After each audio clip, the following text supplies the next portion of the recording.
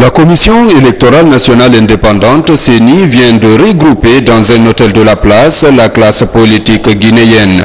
Objectif, communiquer sur ses activités.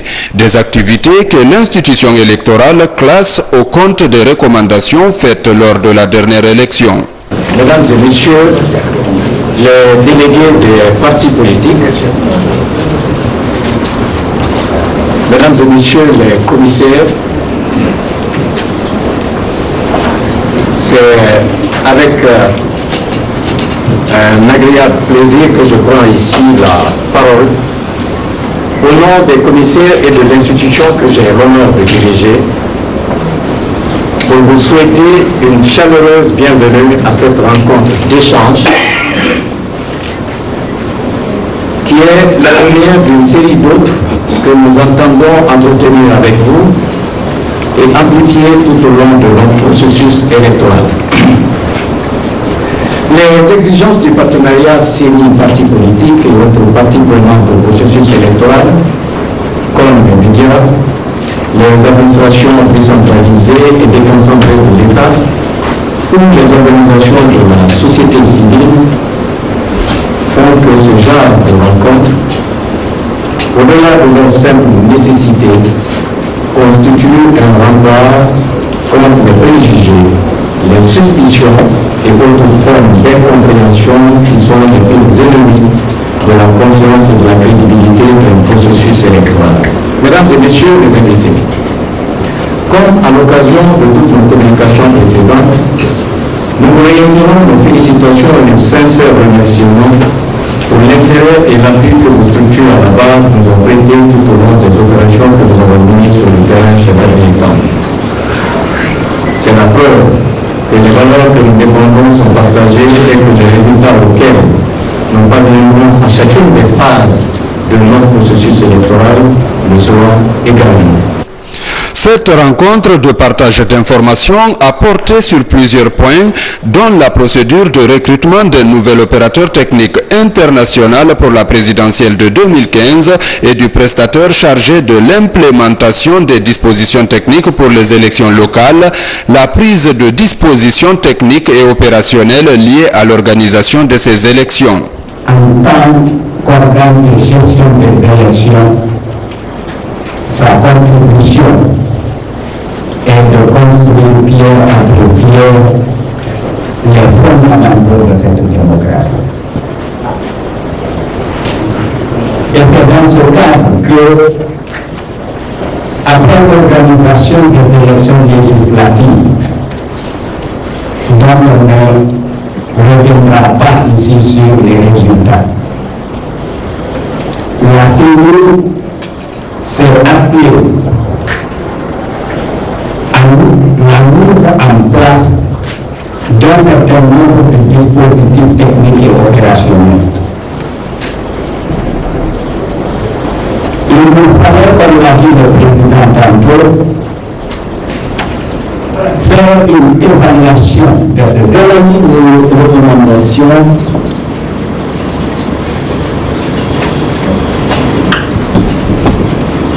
en sont suivis, je dirais, une principale prise en plénière, une décision extrêmement importante, c'était effectivement de confronter les résultats et analyses de Kindia à la réalité de chaque circonscription afin d'adresser le problème circonscription par circonscription. C'est ce qui a été fait en juin. Et là encore, les acteurs majeurs sollicités, c'était d'abord les partis politiques à la base, les fédérations, qui ont été massivement représentés par leur fédération, le préfet, sous-préfet, toutes les autorités déconcentrées et décentralisées, les MATD, la société civile et la presse. Ils ont été étroitement associés à tous les travaux. Pourquoi?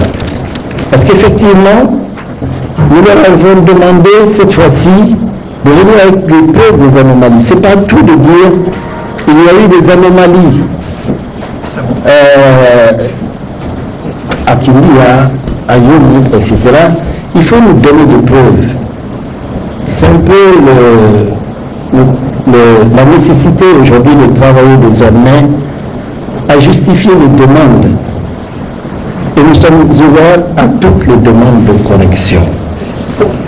Avant de partir, nous avons défini d'abord des directives techniques aux missionnaires, parmi lesquelles il était hors de question de toucher au fichier de 2013. Donc pas d'inscription pendant cette mission, c'est clair. On parle avec le même corps électoral qu'en 2013. Ceci dit, les constats faits par les uns et les autres portaient effectivement sur la cartographie, comme le disait Pathé, et il s'agissait d'aller adresser prioritairement ces problèmes. Les résultats des travaux de redressement de la cartographie, c'est-à-dire le rapprochement des électeurs de leur bureau de vote, afin qu'il n'y ait pas, comme dans certains endroits, 50 km à faire pour aller voter, comme ça a été le cas dans certaines régions. Nous avons également, pendant cette mission, identifié les raisons pour lesquelles il y a eu quand même de l'abstention. Et nous avons relevé certains points d'organisation locale, à savoir le point d'affichage des listes, le point de distribution des cartes, et nous avons relevé le nombre de cartes non distribuées, et les résultats qu'on a eu ne sont pas exhaustifs du tout. Nous avons également relevé la liste des communicateurs traditionnels locaux, y compris dans les sous-préfectures, afin que désormais la communication de la CENI passe non seulement à travers les canaux traditionnels, mais également à travers les communicateurs traditionnels. Tout ce travail a été fait, compulsé, et on a un rapport en est sorti, des fiches de correction, et nous avons effectivement, avec le concours d'une commission technique d'analyse et de synthèse de ces anomalies, relevé plus de 460 000 électeurs impactés par la mission, c'est-à-dire qui vont être rapprochés lors des prochaines élections de leur bureau de vote. Nous avons recensé, et là c'est pas exhaustif, près de 600 à 700 nouveaux bureaux de vote qu'il faut créer absolument pour régler ce problème d'éloignement des électeurs de leur bureau de vote. Là encore, ce n'est pas exhaustif. Et dans la marche normale des choses, nous devions implémenter ces résultats, ces fiches de demande de correction, les contrôler, donner un bon à tirer à l'opérateur et ensuite demander une liste afin que cette fois-ci, alors qu'ils n'étaient pas adressés la première fois, les citoyens viennent eux-mêmes porter des aménagements. Toujours dans cette communication, la CENI a également expliqué aux participants la procédure d'installation des nouveaux démembrements et la démarche adoptée pour le recrutement d'un assistant pour l'élaboration des cahiers de charges. Nous avons lancé un avis à manifestation d'intérêt à l'international. Quand cela a été lancé, 9 sociétés se sont portées candidates. 9 cabinets internationaux ont été candidats pour venir nous aider à la rédaction du dossier d'appel d'offres. Il faut dire aussi que nous avons été dans l'obligation de coller au texte. En plus du code des marchés publics, dont nous avons l'obligation de suivre les dispositions, il y a le manuel de procédure administrative et financière de la CENI que nous devons observer intégralement. Donc, on est dans un domaine où la technique prime sur tout. Mais les dispositions légales aussi qui encadrent ce domaine-là sont d'ordre public. Donc au risque de voir annuler toute la procédure engagée par la CENI, nous devons coller au texte de loi qui régisse le domaine de la passation des marchés. À la suite de l'appel à manifestation d'intérêt, 9 sociétés à l'international ont postulé, dont 3 africaines, un cabinet guinéen, un cabinet malien, un cabinet ivoirien, 2 cabinets belges, 3 cabinets français. Ces cabinets ayant postulé, le comité technique du choix, la commission chargée du choix de ces consultants internationaux s'est réunie pour faire une cotation. Nous avons défini à l'avance des critères de sélection, puisque nous savons ce dont on avait besoin dorénavant. Donc, nous avons déterminé les critères de sélection, les critères de cotation, comment faire, combien chaque société devait avoir pour être qualifiée. Parce qu'il faut le rappeler, cela se fait par étapes. Quand les sociétés ont soumissionné, nous constatons qu'ils ont rempli les conditions de notre manifestation d'intérêt. Donc, toutes les sociétés qui ont réuni ces conditions-là, il faut dire que les 9 sociétés étaient vraiment au point. Donc, nous sommes passés à la cotation,